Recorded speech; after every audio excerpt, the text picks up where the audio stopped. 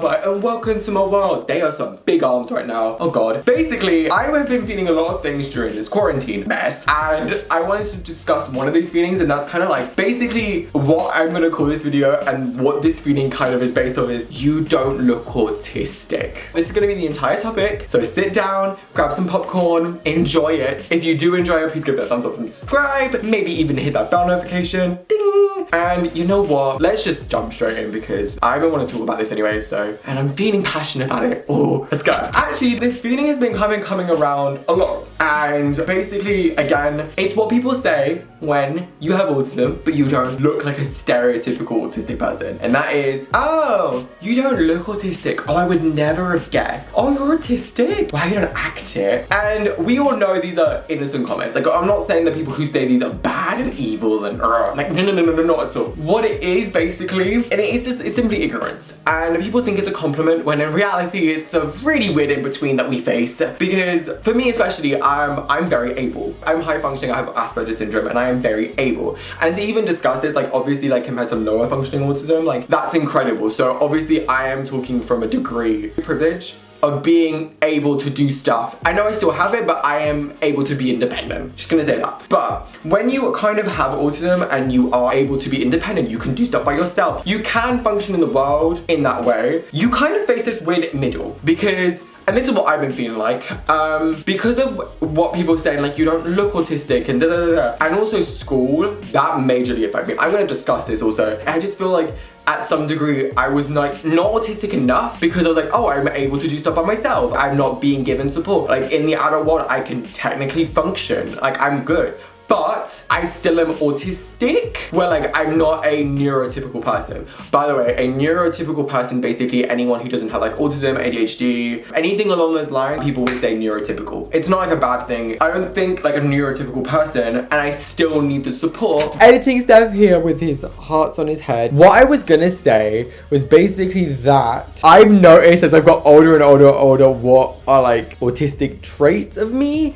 Much more than when I was a child. Although the severity of my autism was higher as a child compared to now, like I've learned ways to cope and deal with stuff now versus then, I notice my traits now, and I notice how they become a disadvantage in a world full of neurotypical people.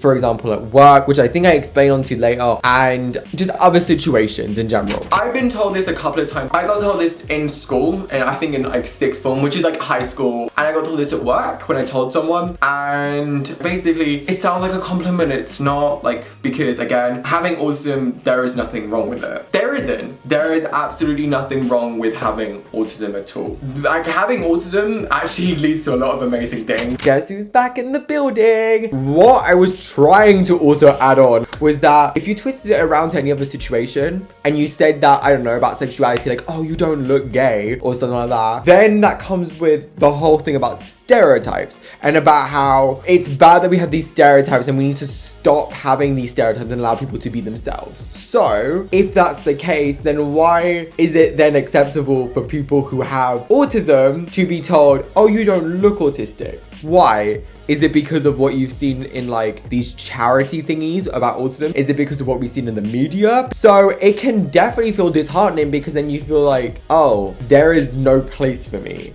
And I hate that feeling because I know that like that's probably due to me overthinking, but it makes me feel like there is no place for me in the autistic community, although I know there is. Anyway, watch the rest of the video because I think I explained about other stuff as well. I just wanted to put this in now. And that's when that weird flying face is, because at school, I looked normal. I acted normal, and I was acting able to do so much stuff, and that led to me basically having very minimal to zero support. In my school, there were kids who had higher autism. I did go to a mainstream secondary school in sixth form, so not that I was put lower, but like my autism as I got older got kind of like less and less and less severe because I knew how to deal with it. So that led to me having less and less and less support. Obviously in some cases, like me having a teacher next to me in class, like that, by the way, I had that great experience experience. Like, that's fine. Like, I'm not talking about that. I'm talking about like other stuff. Like, I remember in school they promised me that they would have had like a sex talk with me about like sex and maybe even sexuality. Hopefully that would have been great. I never got that. Apparently in school, because I had like my food phobias and stuff like that, they said they would have given me to therapy.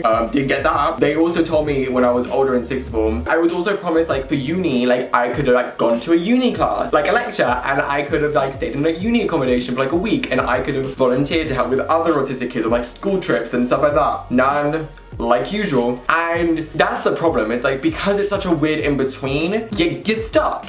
You're stuck. You feel stuck with no support, but then at the same time, like, you know you don't want to be babied, because I've also been a baby before. I've definitely noticed it become a struggle. Like, there are times of the day where I'm like, bitch, this is a struggle. This isn't easy being autistic. And having that becomes harder. So for example, like at work, I get overwhelmed so quickly with noises and sounds and emotions and sight. Like, it just becomes blur, like almost like in my head it becomes like a blur, and just like overwhelmed comes into my head, and like it's hard to be like, I can't deal with it, and then at the end of the day you actually feel like you're the worst one there because you get overwhelmed. And that's the truth. I actually feel like some points of my day I'm like, I am shit at my job, and that is the worst feeling. I hate it. But then at the same time, it's like I'm able enough that I can go on a train by myself. I can actually go out by myself and buy stuff, and this is a privilege. Like, before the lockdown happened, that's what I mean. Like it's that weird middle. Probably a lot of you are thinking, Steph, why don't you just gain the confidence to be like, I need help? Well, part of me is like, yeah, I should. And I try to, like, when I'm overwhelmed. But when you are overwhelmed and you're kind of going through like a little bit of a meltdown at work, the last thing you're thinking of is like, what can I do to improve the situation?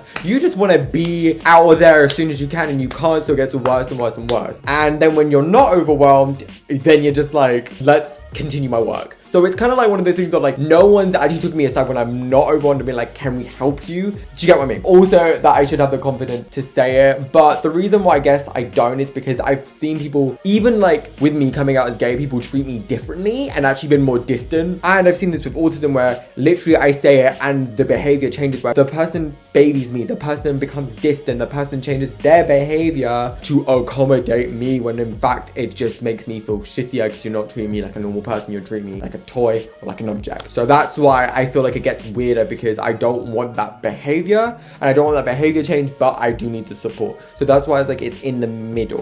But I also do mean this in the other way of like stereotyping. So about this point, because I did not explain it well when I originally filmed this. So about stereotyping and about stereotypes. So I am not a stereotypical autistic person, and that's okay. And people who are stereotypically autistic, that's also okay. It's okay to have stereotypes of autism and not stereotypes of autism. Just wanted to put that out there. But I do not follow a lot of the stereotypes of autism. So for example, like one of them is having very little social skills and being smart, and also being very academic. For me, I'm very creative. I have a lot of social skills. Yeah, I am smart, not gonna lie. I love people and talking to people. It's okay to have them, but the reason why that statement comes around is because my personality is not what you see on TV. Physically, I do fit another stereotype, but my personality doesn't fit the stereotype of an autistic person. So that's why that statement comes around, and it can then lead to people feeling out of the community. So I've definitely felt this recently. And another example of where this has kind of come in was at VidCon this year. So at VidCon, I was introducing myself and introducing my content, and I was saying I have autism content.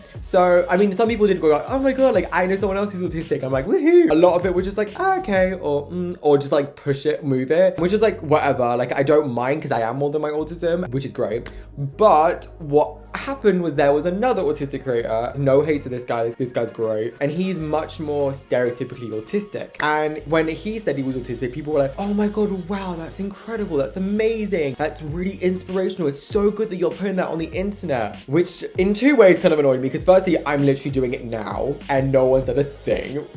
And secondly, what annoys me is because it's the way they acted based off this stereotype. The way that they interacted with me was one way good, because it shows that I am much more than my autism, like I generally am. And it's good that people were like, oh, that's cool, and just like talked about me because it made me feel like I am human. However, it's also kind of annoying because the reaction for him was because of the stereotype. So it kind of left me feeling like, again, pushed to the side, another second, like, no, because I didn't fit that stereotype and because I just didn't. It just made me feel shitty basically because I felt excluded of a community that I belong in. Fully, I did. My brain works differently. I can get into sensory overload and then lead to meltdowns. I get that like I become fascinated by one topic intensely. I may not understand social situations and I might get confused with emotions and stuff like that. But just because I'm more able and appear to be more normal does not make me any less autistic than the other guy. One of you guys actually sent this, which is a news article from the Washington Post that you don't look autistic. The realities of high functioning autism, which explains like my first point very well. So I'll put it in the link down below. But it's just difficult, you know. It can be so hard. It's finding your identity, and I don't follow just that one category. I'm more than this autism. Like again, like even when I was younger, I never actually fit into a category. At school, like everyone had their friend groups. Like everyone did, and I never did because firstly, that's BS. You don't need like cliques and stuff like that. My school was very cliquey and basically just with people just because of the same clique. You don't need that. Like you can get along with people from different groups. It is completely okay. In school, I never really belonged to any group. I never did, which then just led to me being by myself quite a lot because especially when my friends went in, I just ended up being me. So I had to go and like do that a lot. And I kind of like think of it as like, as how I felt because I felt like I wasn't autistic enough to be part of the autism community because I don't follow stereotypes and because I'm so independent, but I know I have autism. So basically, I was watching and I was like, oh wait, there's actually a point I need to make. So I kind of realized that the people who are saying that I don't look autistic or I don't act autistic are people who are neurotypical. And people who are neurotypical that are not educated and only see one type of autism. So whether that's the media or one person that they know. And the thing is, it's like autism is a spectrum. If you didn't know, there's high functioning autism and low functioning autism. I went to an autistic primary school between the ages of 4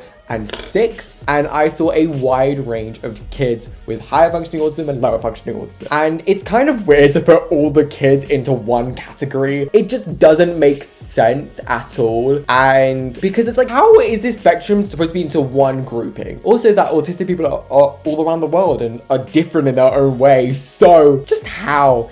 And the thing is, it's like, we're obviously not the only group that faces stereotyping. So for example, people of color face stereotyping. Gender roles are existing because of heteronormativity due to the stereotyping of men and women. The LGBTQS community faces stereotyping. Religions face stereotyping. Other disabilities do, and so many more. There's one film which addresses like racism, but there's one line which kind of like resonates with this topic. So the film is The Green Book, and Mahershala Ali basically plays a black pianist in the 1960s traveling down to the south and again faces stereotyping from liking fried chicken to being arrested because of the color of his skin and being seen as a criminal for being black. And the thing is, there's one line which he says, which I think resonates with the topic of stereotyping perfectly, and that is, well, if I'm not black enough and if I'm not white enough, then what am I? And I just thought this nails on the head about the topic about stereotyping. Yes, stereotyping of autism and racism are two different categories completely. I completely get that. There is a lot more oppression and hatred in racism than there is stereotyping of autistic people. I am not saying that they are the same. No, I'm not saying that at all. I'm just saying that if you twist that line to autism, it relates to the topic at hand, which is, well, if I'm not autistic enough, but I'm not neurotypical enough, then what am I? And what I'm trying to say is that what communities you're confused about whether you fit in or not, you still fit in because every person in that community is a unique member who may or may not follow what the stereotypes are,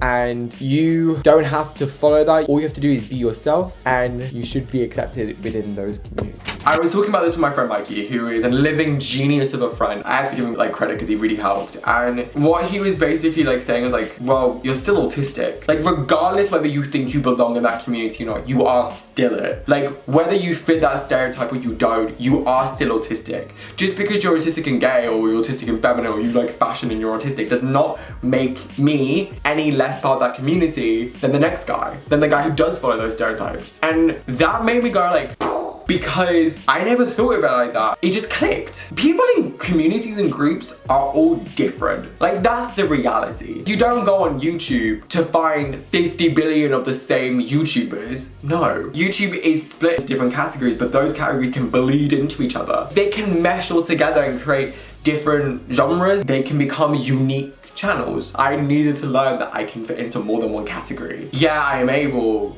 but I'm also autistic and I may need support. And honestly, you're not alone feeling this way at all. Whether you do have autism or you don't, whatever communities you're part in, you are not alone in feeling like out of place in that community because you don't follow those stereotypes. And that's cool. You really don't have to. None at all. You can be you. The magic of being you is that you are unique. No one ever did something by being the same. No one ever did. Like, come on. And it's okay to be different. Also, what I want to read is the quote from Taylor Swift's 1989 tour. Yes, the clean speech. She says, and I just want you in those moments to look in the mirror and understand what you are and what you're not. You are not someone else's opinion of you. You are not damaged goods just because you made a few mistakes in your life. You are not going nowhere just because you haven't arrived at your final destination yet. What you are is wiser and stronger because of your mistakes. What you are is brave for living your life in a daring way that causes you to take risks, to make mistakes. What you are is someone who's walked through a bunch of rainstorms but continues to put one foot in front of the other. If you did enjoy it, please give it a thumbs up and just tell me your thoughts, and hopefully you did relate to this. Please like, subscribe, share, you know what to do, and I shall see you guys very, very soon. Cheers, adios, goodbye people, goodbye.